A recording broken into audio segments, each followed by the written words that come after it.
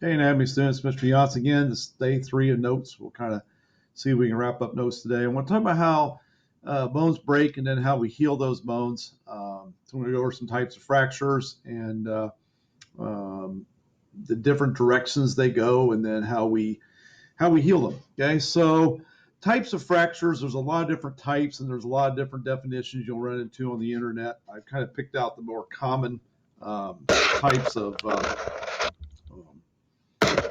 fractures terms that we use.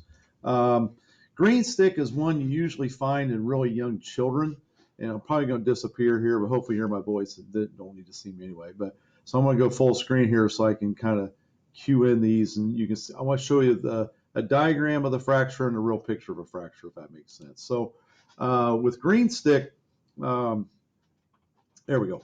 I guess I am still in there. So with green stick, usually found in young children. So what happens, you can see it's more of a bending of the bone. It's called green stick because if you try to snap a green stick, it doesn't snap. It just kind of splinters. And that's what you find in young children because they have a lot of cartilage in their bone. And you have to look really closer to even see the fracture. Pretty quick to heal, but you can get some really weird deformities with that sometimes as well. Don't normally find that in not going to find that in adult because our skeletal system is a lot more solid bone, not much cartilage in there anymore. Very common fracture in adults and anybody for that matter is closed or simple. Goes by both names. Probably get a B question on the test.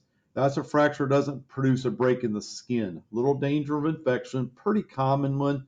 Usually we're going to cast that or splint that, and you go on your way, and they don't have to do much at the hospital. You can see there's it's crossed. This is a broken nose. You can see that doesn't break through the skin. The ones we worry about are the ones that break through the skin, and that's called a open or compound fracture. Most serious type, not necessarily because of the break, but because it's pushed through the skin. And then once you get that skin expose or break that skin, and you expose that tissue to all kinds of bacteria and nasty stuff out there. So I'm going to warn you. You may want to look away on one of these slides, not the first one, but the second one, because it's pretty gory. I'll explain it in a minute. These are the ones we worry a lot about because you can see the broken end's got a sharp edge to it. It's going to break through the skin. Back many, many years ago during March Madness, there was a Louisville basketball player that went to block a shot. He came down and he landed kind of funny on his leg, and it was right in front of the Louisville bench, and you could tell by the reaction of the players, they all just turned away and ran away and were grossed out. I'm going to show you why, and I'm not going to leave it on screen very long. It's pretty gory, but it literally his femur broke and came through his skin. Or there you go. Nasty. Actually, not the femur, actually the lower leg. So that is one that we would worry about because now that skin is vulnerable to infection. Okay. So closed, open, and then sometimes we combine some terms with that. So a complete fracture involves a break across the entire bone. Um, that's something that's pretty common. Um, there you go, across the entire bone. And then an incomplete fracture, my link's probably not going to be able to get to it. Let's see if I can move this. Nope. Is going to be one where they stay attached. Okay, that's all that means. All right. Now, the other term we use with bone breaks is direction. So we could have a complete linear, an incomplete transverse. So usually doctors will use a combination of words talking about fractures. Linear occurs at the parallel to the bone's long axis. So when you look at that, you can see it's going to go up and down. Usually that's from compression where you land and the fracture doesn't normally go this direction. A lot of times when we land or we fall and we hold our arm out and brace ourselves, that's usually going to result in a linear type of fractures you see there. Okay. Transverse is a little more common, a little bit of a right angle to the bones. You can see right there's a broken wrist. Okay. A little bit more of a right angle type of thing. Going back to the nose, you can see that's a pretty common fracture we see. Okay. Oblique occurs at a slant or a diagonal. Not as common. but sometimes we see those just by landing kind of funny. You can see some of those breaks there. That's a humerus, and it's kind of, it's just in a slant, a diagonal. We call that an oblique fracture. All right. Um, that's a really nasty one. You can see how those are broken. These are some pretty crazy pictures of that. And then spiral is where maybe your arm gets caught and your arm gets twisted one way and your body's going the other way. It's usually from a twisting action.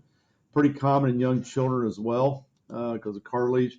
And that would be one like this. There you go. You can see these are pretty nasty fractures sometimes where they have to go in and reset the bones. Okay. So usually with a lot of fractures, it's just a case of we got to give it time to heal. We need to splint it and immobilize it. But sometimes we got to go in. You're going to watch a video today of a surgery where they had to go in and put a screw in the bone. That's not uncommon either. We can fix things a lot better nowadays than what we used to. So how does the bone heal? It's going to take time, about 4 to 6 weeks, sometimes quicker than that if it's not a real bad break. Can't speed it up, can't drink a ton of milk and think, oh, that's going to make it go faster. It's going to take time. So what happens is, it's kind of interesting how the body responds to a break. When a break occurs, the periosteum will produce new bone-forming cells, osteoblasts that we talked about on notes yesterday. They're going to go on either side of the break. A blood clot's going to form to start out with. If you've ever broken a bone, you know that, and I've been there and done this, you get that throbbing about 6 to 8 hours after the break. That's because that's called a procallus. Pro means first. So that's going to go in first. And it just holds the bones together. That's the body's way of holding it together. And then as time passes, 4 to 6 weeks, we're going to throw all kinds of junk into that break.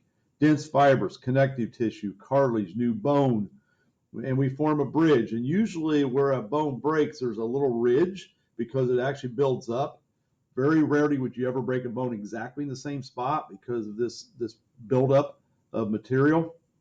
That's called a callus. So the blood clot will dissolve. The callus will then go in and take its place. And that's when your healing is complete. And they do an x-ray and they're like, oh, you're good. Sometimes we got to put metal pins. We got to put some screws in there. Sometimes we take them out, and sometimes we don't. It just depends on the situation. I'm going to show you some crazy pictures. I had a student years ago. They got a drunk driver hit her head on. She's coming back from Noble County Fair on 6, and she got hit head on. So I actually went in and tutored her for a while. And these are pictures of her x-rays. She was nice enough to give those to me. They had to put rods in some of her bones. They were broken so bad. She's doing really well now, but she had to have rods put in, screws put in. You'll see some of that. Plates. I mean, she's got more metal in her than most people. And she was in pretty bad shape. She just crushed her arms, her legs. Now the heel, they actually put these in, and after the healing was done, they pulled them out. So sometimes these are left in, and sometimes they are pulled out. And you can actually even see where they had to angle some of the screws because the break was so severe in some of her x-rays. So pretty crazy stuff. And it's amazing what they can do with medical things today. And even if a bone's shattered, they can actually piece it back together. And if they can't, they'll put an artificial thing in its place. So pretty crazy stuff, okay?